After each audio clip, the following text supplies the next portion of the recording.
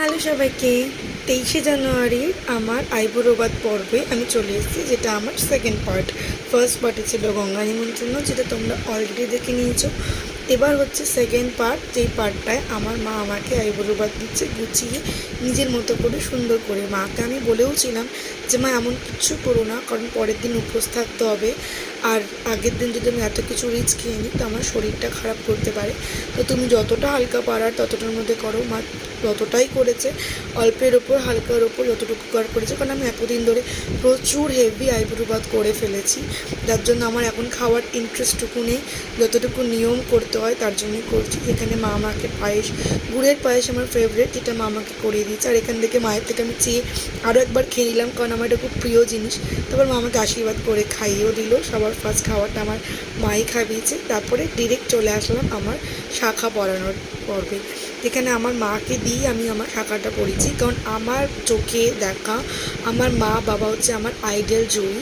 তো আর আমার মায়ের থেকে ভালো নিশ্চয়ই পৃথিবীতে আমার কেউ চাইতে পারে না।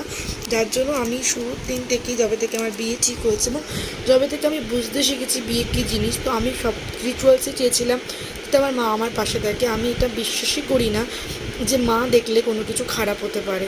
তো আমি সেই কারণেই মাকে দিয়ে সমস্ত কিছু করানোর চেষ্টা করেছি, যেটা তোমরা দেখতেই পাচ্ছ। তাই মার হাত দিয়েই শাখা পড়ছি, কারণ যেই মানুষটা 34 বছর ধরে সম্পর্ক করে এসছে নিষ্ঠাভাবে, তার থেকে লাকি এবং তার থেকে পয়া মানুষ আমি আর দুটো পাবো না। তো আমি তার হাত থেকেই পড়েছি।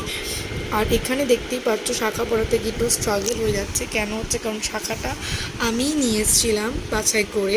ডিজাইনটা আমার খুব পছন্দ হয়েছিল এবং তখন যার কাছ থেকে নিয়েছিলাম সে কাকুও বলেছিল যে এরকমভাবেই পড়াতে তো হয়ে যাবে।